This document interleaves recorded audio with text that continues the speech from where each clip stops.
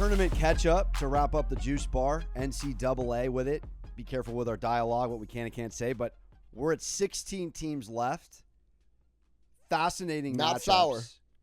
sour. So, a lot of storylines here.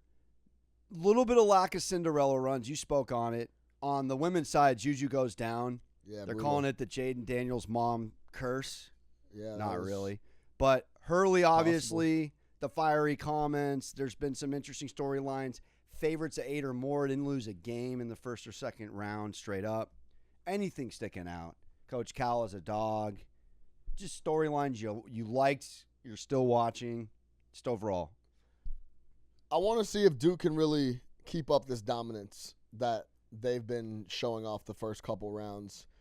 Now, they play this historic matchup against Arizona, who they've gone against before, national titles. Let people know. So you went to college at ASU. Shout out my You guy, know Arizona D-Will. basketball. Yeah. Well. So they had this exact matchup in the not sour 16 to go to the final 8. They got it. They took a loss. So there's a lot of history in that matchup.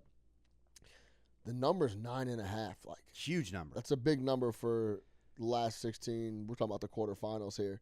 Rematch, too. Duke played zone earlier in the year. Yeah. But Caleb loves on zone. He had an 8-point outing. He shot terribly, and he's the one who went to the finals with North Carolina. So I don't expect him to do that again. Yeah, so that's what I'm interested in because You want to see Duke win it all? For jumping I around, don't maybe care. second question, I too? really don't care. At I all. don't care who wins, to be completely honest. I do want to see if they could be as dominant as people expected and then live up to that. I'm always interested in that. Coming in, there you could have got Duke to win versus the field, and then when teams go out and then put together that run and just mash people like UConn did, Yeah. I always find that very intriguing. So, and John Shire's a Northside Chicago. I was just gonna learned say. about his story. I would- His Yeah. story's Absolute unbelievable. legend, Mr. Basketball, Yeah, Illinois. I wouldn't mind seeing So John age-wise, Shire. were you, I don't know how old Yeah, Shire we're like is, the same age, basically. So, like, that Beverly clip where he's talking Maybe he's about a little people older, yeah. people were walking to his games. So did you know Well- about Shire even more than Brunson at the time? Shire was known for sure. Because Chicago hoops is Shire old. and Brunson are way different ages, like 10 years apart. No, but I remember you talking to me about the area when Brunson was coming up.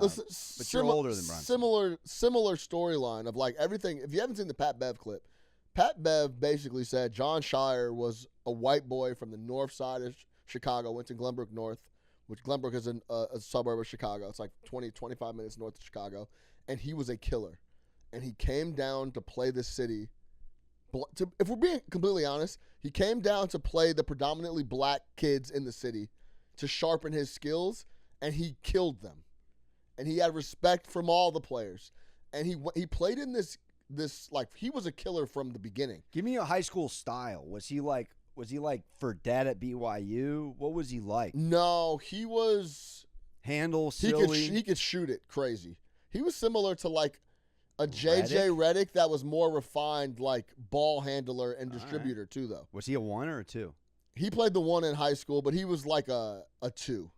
He'd come off pin downs and he'd pull up. Yeah. But he played in, I think it's grade school, 6th, 7th, 8th grade school? Or is that middle school? Middle school in San Diego. Okay, middle school. I think it's middle school. He played in this league called FAM, and it was in Evanston, and it was at like this local community center. But it was like really good comp, and it was like 7th and 8th graders. And that's where the best people played, and he would come from Northbrook to play in it. So it wasn't like it was this myth.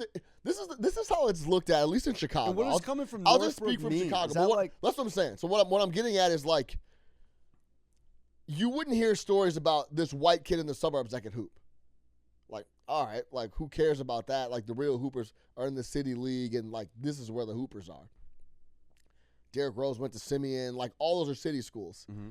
But, like, he wasn't the guy that you never saw come into the city because he would come in and he would play the best in the city, and he was a killer, and he would chirp, and he would talk. When you say play, would he take his club team in, his travel team? So there was, like, a or lot of, like, pickup? AAU and, like, holiday tournaments that Glenbrook North would come and play in So his team against the city teams, and he was just legitimate and, like, a legitimate guy. They won the state championship. He was a bucket, and he was, like, the reason why, and he had a lot of respect. So, yeah, Shire was a killer, always was a killer. So, I'd like to see him win the title. Yeah. And it's funny, like, if you were to go, say, Shire would, in 7th grade, like, Shire's going to go to Duke. And it was like, oh, yeah, that was, like, there were his murmurs perception. of him. Well, it's like he was a league guy. Like that was just what it was about. Like, oh, this Yeah. guy's going to the league. And for him to go from that to, like, knowing him from being in the suburbs and seeing him play when I was young to then going to Duke, winning a national title. You know, Joe Ingles poked him in the eye. Well, that's what I was just going to ask you. When that happened, because that was the Miami Heat open run that Bev said he was on the court with him, and that's when Ingles poked him in the eye. That news back in Chicago, what was it? Because that ended his career. Well, so it got to the point where, like, he had then got to Duke. He won the national title. But at this point, it was like, well, I'm not so sure how well that game's going to translate to the league anyway. Like, he wasn't going to be, like, a big-time league guy anyway. He was going to have to figure out a lane to get into the league. So it wasn't like so he could have been mega league like Ant Edwards #1 pick guy. Like he wasn't like a high draft pick or whatever. You know what I mean? Coming out. His 4 years in college were JJ Redick's first 4 years in the league, where he was struggling to, adapt. Yeah. So it was the comp was like very direct. When did Shire get drafted? So it wasn't like he was like a top 5 pick and got poked in the eye, and then it was like, So he was going to have a lot of work to do to be a big time guy. It was in the 2010 was when he got drafted. Yeah. Still a wild story. So for him to go to Duke, win a national title, and then become the heir apparent to Krzyzewski is pretty on par with his entire basketball career. Yeah, I mean, not easy to just take the reins from Goliath like Coach K, and he's done very well. Yeah, Knipple, Proctor, and Flagg are a serious big three. Knipple's got it's very fascinating to watch Shire work with a shooter. Yeah, man, Proctor's been awesome. Like, so I'm interested to see how they continue to roll. Yeah, I mean, I guess like storyline wise, I love that Cal's never been a dog in the round of 64, and he's been a dog. He's won 3 straight games, 4 including against the spread wise in the SEC tournament. I mean, one of the more grosser basketball games I've ever seen. Arkansas, St. John's, 4 3-pointers between the two of them, if I'm not mistaken. It was pretty classic, just college ball. Yeah. No one could play offense. Yeah, I like that storyline. It's fascinating. If Calipari, he wins the Italian off against Pitino, and then he keeps it rolling and wins a ring, unbelievable. It's got to be in the storyline. And then the idea that Dusty May's point guard at FAU, which was John L. Davis, is Arkansas's point guard. Yeah. And Dusty May's got Michigan going against Auburn, and Bruce Pearl is the anti-clutch when it comes to being the higher seed. I remember from Better Half. He's 5-10-1 against the spread when he's a higher seed. He is the anti-clutch. If there's a sleeper out there, Michigan at 80-1, call me crazy. Yeah, no doubt. But I think they can get past an Auburn, and then those odds drop drastically. Any thoughts to put a button on just overall tournament talk? Any Final Four picks? I was looking at a 1-1-1 parlay in the round of 16 with Houston, Duke, and Auburn, and it was like right around -115, 117, and every single person I sent it to said Michigan might. But the question was who loses here. And everybody said Michigan might be the one that could knock off Auburn. Yeah, I mean, 7.5-ish, 8 depending where you shop for Houston laying that against Purdue. They haven't really been tested going against High Point and then Orioles. But looking at the winner of the UK Tennessee match is going to be interesting because Kentucky took them twice in the regular season. It's tough to bounce them a team 3 times. Tennessee has the #1 3-point perimeter D. Ton of decorated senior guards, including Ziegler. They're a team. I know Rick Barnes is historically an anti-clutch as well, covering the tournament. Yeah, I'm looking at them, and then just other storylines. Obviously, it's going to be an interesting coach op between Chris Beard and Izzo. But I think ultimately, with you, it could end up being a little bit chalky towards the end. I will say, look, the no upsets early is supposed to set up better games late. True. Against the top comp, so we might get some really good games in the round of 16. Yeah, if I'm going Hail Mary plays, I'll go with Arkansas and Michigan as the bottom 2 teams to win it all, plus 80-1 and plus 11,000. almost half of what the Giants are to win the Super Bowl.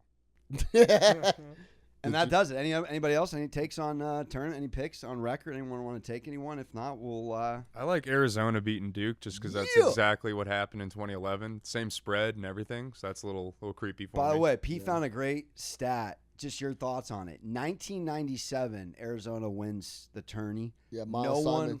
No one west of Texas has won college basketball. Yeah, I saw that actually. Yeah, shout out Action Network on that one actually. Yeah.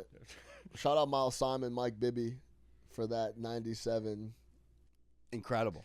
Did you hear Richard Jefferson? They had him, Carlos Boozer, and Jay Will on ESPN talking about that national championship that they lost. Yeah. After 97. And Richard Jefferson was giving Gilbert Arenas a hard time. He was like 4 for 17 in the Natty. Oof. So that's a funny one. But yeah, I mean, it's a historic matchup. Yeah. It's funny how the feeling you get when you see two jerseys like against each other, and that's the feeling you'll get when you see Arizona on the floor together. You'll be like, man, that's like the true classic blue blood matchup. Yeah, shout out Luda Olson, throwback. All right, Tourney Catchup, Juice Bar. Check us out. Subscribe, rate, review. For more Juice Bar, make sure to check out the podcast wherever you get your audio platforms. We're on Spotify. We're on Apple, Google Play. Keep it rolling. More Juice Bar. Stay locked in.